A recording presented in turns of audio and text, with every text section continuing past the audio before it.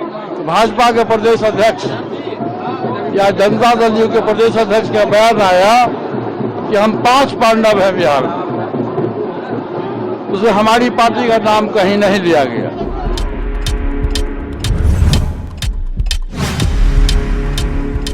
जी हाँ नाजरीन, बिहार इलेक्शन का बिगुल बज गया है और एक बड़ी खबर वहां से आ रही है।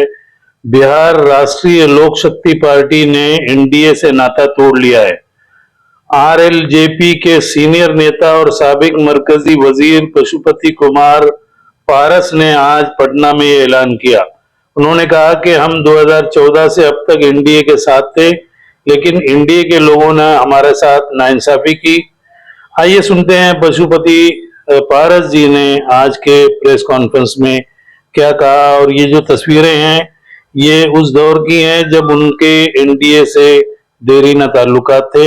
नाजरीन आइए सुनते हैं आज इंटरव्यू में उन्होंने 5 पांडवों का जो तस्करा किया वो क्या है, और आगे की बहुत सारी बातें इस वीडियो में आखिर तक बने रहिए। बहुत बहुत शुक्रिया नाजरीन। 2014 से लेके और आज तक मैं एनडीए गठबंधन में था।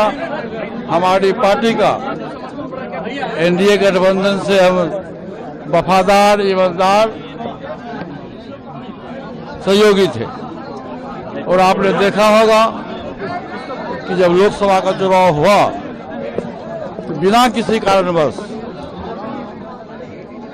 चूंकि हमारी पार्टी दलित की पार्टी है, इसलिए एनडीए गठबंधन के लोगों ने हमारी पार्टी के साथ नाइंसाफी किया। फिर भी राष्ट्र हित में, देश हित में हमारी पार्टी ने फैसला लिया कि देश की पुकार है, आदरणीय नरेंद्र मोदी जी के नेतृत्व में सरकार बनाने की बात है। हमारी पार्टी ने फैसला लिया और हम लोग लोकसभा के चुनाव में एनडीए गठबंधन का साथ दिए। उसके 6 महीना 8 महीना बीतने के बाद जब कभी भी बिहार में एनडीए की बैठक हुई तो भाजपा के प्रदेश अध्यक्ष या जनता दल यू के प्रदेश अध्यक्ष का बयान आया कि हम 5 पांडव हैं बिहार में, उसमें हमारी पार्टी का नाम कहीं नहीं लिया गया। और उन्हीं लोगों के द्वारा राष्ट्रीय लोक जनशक्ति पार्टी के साथ अन्याय किया गया। तो हमारी मजबूरी थी, क्योंकि राजनीति करने वाला आदमी कोई साधु का जवाब नहीं होता है। हमारी मजबूरी थी, हम लोगों ने फैसला लिया कि चलो गांव की ओर। और हम लोग 4 महीना से पूरे गांव में, पूरे शहर में, पूरे डिस्ट्रिक्ट हेडक्वार्टर में हम लोग जनता के बीच में जा रहे हैं। पार्टी की सदस्यता अभियान को शुरू किए हुए हैं और हम चिन्हित भी कर रहे हैं कि हमारे साथ में कौन सुयोग्य उम्मीदवार है। 243 सीट पर हमारी तैयारी है। भविष्य में जब भी विधानसभा का चुनाव होगा उस समय हमारी पार्टी का जो पार्लियामेंट्री बोर्ड है, इसके राष्ट्रीय अध्यक्ष आदरणीय सुभाष सिंह जी हैं और बिहार पार्टी का जो संसदीय बोर्ड है उसके चेयरमैन श्री भूषण कुमार जी हैं।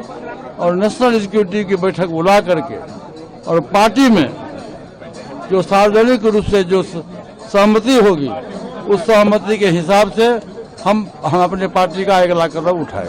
क्या आप आगे महागठबंधन है तो अब तो एनडीए छोड़ने का ऐलान कर दिया, तो क्या अब महागठबंधन के लोग यदि हमको सही समय पर उचित सम्मान देंगे तो निश्चित रूप से भविष्य में जो भविष्य की राजनीति है उस पर हम विचार करेंगे। आप कितने सीटों पर अभी आपकी तैयारी है? अभी तो हम 243 सीट पर अपनी तैयारी कर रहे हैं, इसमें कहीं फकरबट नहीं है। और 243 सीट पर हम अपना पार्टी के संगठन को मजबूत कर रहे हैं। और जब समय आएगा तो मैंने आपसे कहा कि जिस पार्टी के द्वारा हमारा उचित सम्मान मिलेगा हमारे दल को, उस गठबंधन के साथ हम जाएंगे।